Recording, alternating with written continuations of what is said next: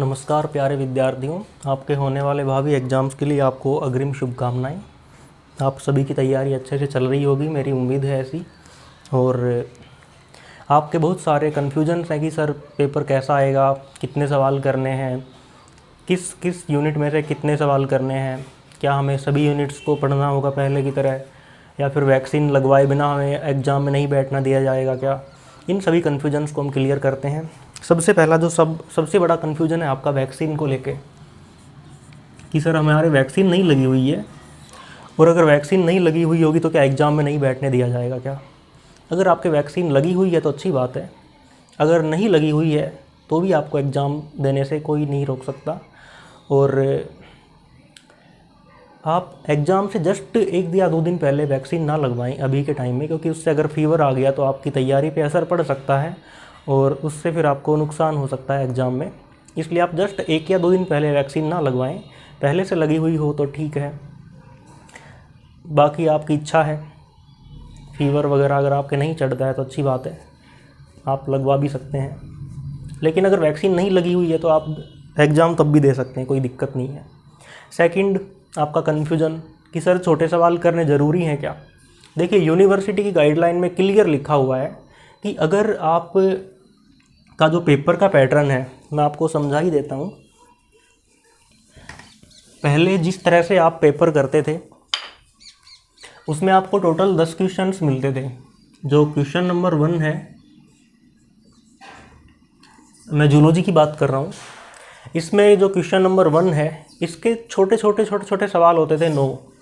जैसे इसमें question number 1, 2, 3, इस तरह से कुल मिला के 9 सवाल होते थे इसके, और सारे क्वेश्चंस 1-1 नंबर के आते थे। तो जो क्वेश्चन नंबर 1 है इसके जो मार्क्स थे वो थे 9।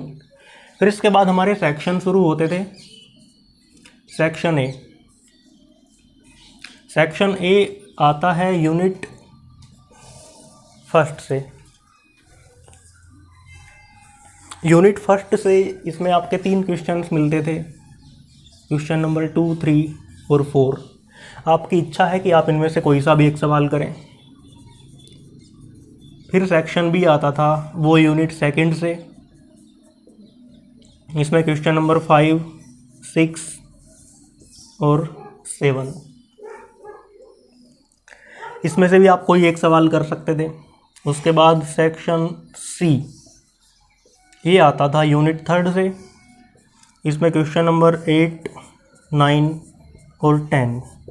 यानी कि अगर किसी स्टूडेंट ने यहाँ से क्वेश्चन नंबर 3 कर दिया, यहाँ से 5 कर दिया, यहाँ से 10 कर दिया, इसके अलावा उसे एक क्वेश्चन और करना होता था। जैसे मान लो वो किसी भी यूनिट से कर सकता है, चाहे फर्स्ट से करे, सेकंड से करे या थर्ड यूनिट से करे।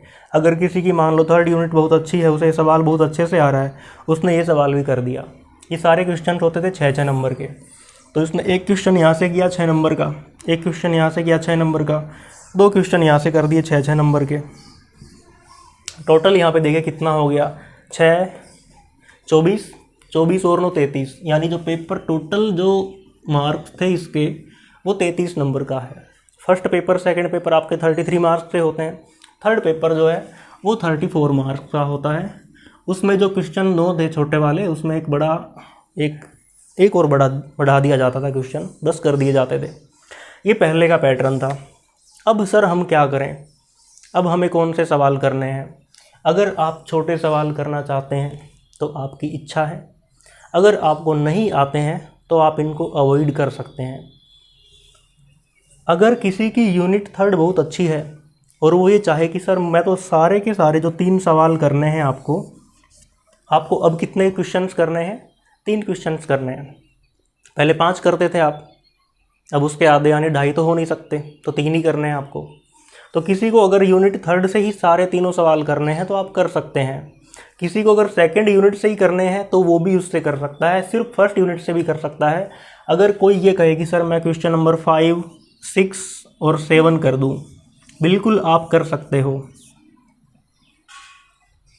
आप इसके भी 3 सवाल कर सकते हो, इसके भी 3 सवाल कर सकते हो। आपकी कोई बाउंडेशन नहीं है, आप कोई से भी 3 सवाल कर सकते हो। आपके पेपर का टाइम भी घटा दिया गया है। पहले आप 3 घंटे में देते थे वो पेपर, अब 1.5 घंटे का कर दिया टाइम।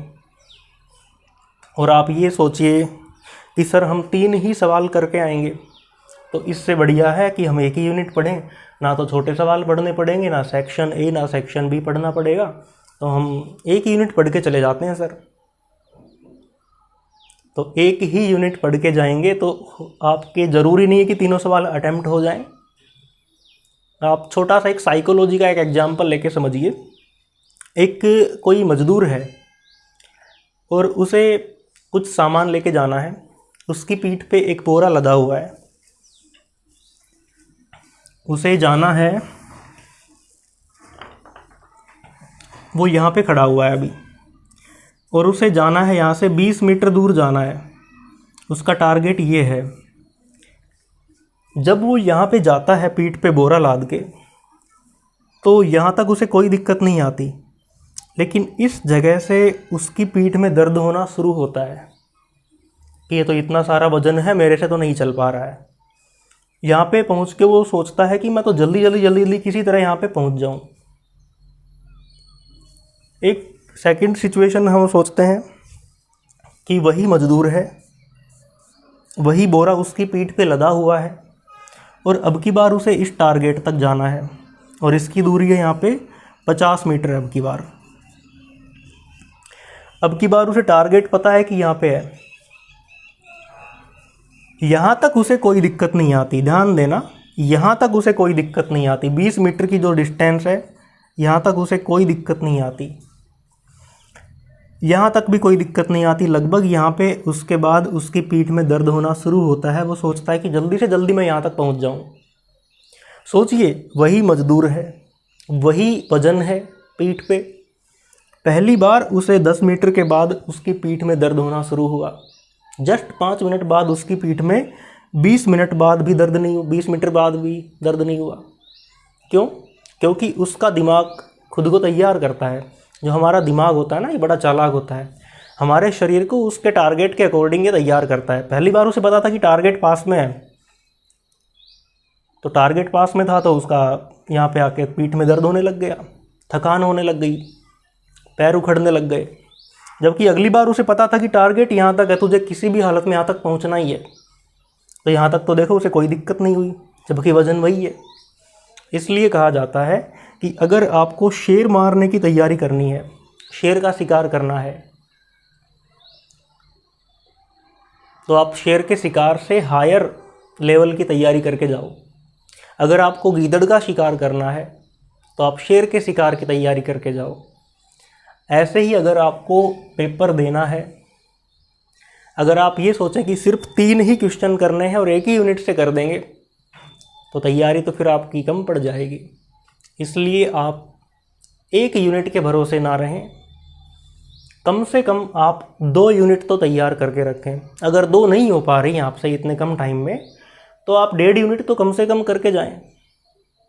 इसलिए आपका टारगेट कम से कम कितना रहना चाहिए? 1.5 यूनिट का। और जो आप तैयारी करके जाओ वो बिल्कुल परफेक्ट होनी चाहिए। ऐसा नहीं है कि सर हमें वो टॉपिक समझ में नहीं आ रहा है, तो आप उसी के पीछे फिर आप सारा टाइम वेस्ट कर रहे हो। उसके पीछे सारा टाइम वेस्ट नहीं करना है। जो टॉपिक आपको समझ में नहीं आ रहा है अब ज़्यादा, उसके लिए ज़्यादा आप टाइम वेस्ट मत करो। नेक्स्ट टॉपिक पे बढ़ जाओ जो आपके बहुत अच्छे से समझ में आता है। क्योंकि ना तो अब टॉपिक की बाउंडेशन है, ना यूनिट की बाउंडेशन है। आप कोई से भी सवाल कर सकते हैं, लेकिन कुछ स्टूडेंट यहाँ पे भी ज़्यादा समझदार बनते हैं। उनको लगता है कि शायद हम यूनिवर्सिटी को या फिर एग्जामिनर को धोखा दे सकते हैं, जबकि ऐसा नहीं होता है। अब कोई स्टूडेंट ये सोचता है कि मैं आपके सामने यूनिट फर्स्ट है, फिर सेकंड यूनिट है, फिर थर्ड यूनिट है। उसको ये लगता है कि उसमें एक क्वेश्चन आया, मान लो यहाँ से क्वेश्चन नंबर है 5 है, इसके 2 पार्ट हैं, ए और बी, जैसे कि आते भी हैं 3-3 नंबर के। फिर इधर क्वेश्चन नंबर है 6, इधर क्वेश्चन नंबर है 6 सेकेंड यूनिट में। ये 4 मान लेते हैं इसको, क्वेश्चन नंबर 4, और इसको यहाँ पे 5 मान लेते हैं। इसके भी 2 पार्ट्स हैं, ए और बी। उसको ये लगता है कि अगर तुम्हें ये सवाल आता है और ये नहीं आता, तो वो ए तो इसका करता है और बी इसका करता है। ये पूरा सवाल 6 नंबर का ही काउंट होता है, 3-3 नंबर में, ये भी 6 नंबर में ही काउंट होगा। अगर उसने यहाँ पे 3 नंबर का अटैम्प्ट कर लिया और इधर से 3 नंबर का अटैम्प्ट कर लिया, तो उसको तो ये लगता है कि मैं शायद एक ही क्वेश्चन कर रहा हूँ, जबकि उसने अटैम्प्ट यहाँ पे 2 क्वेश्चन कर लिए। जो कॉपी होती है ना आपकी, फ्रंट पेज जो उसका होता है, उस पर इस तरह से होता है नंबरिंग 1 2 3 4 कुल मिला के 10 तक करके, कि इसने कौन सा क्वेश्चन किया है, और उसमें नंबर यहाँ पे चढ़ाने पड़ते हैं कॉपी में। अगर उसने चौथे क्वेश्चन कर दिया और उसका यहाँ पे 3 नंबर आ गए, 5वें में कितने आए, 3 आए, फिर उसने यहाँ पे एक सवाल और कर दिया 10 नंबर का, उसमें उसके 6 नंबर आ गए, उसके 6 नंबर आ गए। अब उसको क्या लगता है कि मैंने तो एक ही सवाल किया है ये, और एक सवाल ये किया है, तो एक सवाल और कर देता हूँ। अब आप मुझे बताओ कि वो सेकंड यूनिट से कोई सा या फर्स्ट या थर्ड से कोई सा और करता है। मान लो कि इसने क्वेश्चन नंबर 9 कर दिया और इसमें सिर्फ उसके आए 2 नंबर आए। ध्यान देना इस चीज़ पे, यहाँ पे कितने नंबर आए, उसके सिर्फ 2 नंबर आए हैं। तो यहाँ पे 9 नंबर हो गया, फिर 10 नंबर हो गया। यहाँ पे कितने नंबर आने चाहिए थे, उसके 6 आने चाहिए थे। ध्यान देना, 6 नंबर आने चाहिए थे, और 9 में कितने आए, उसके 2 आए हैं।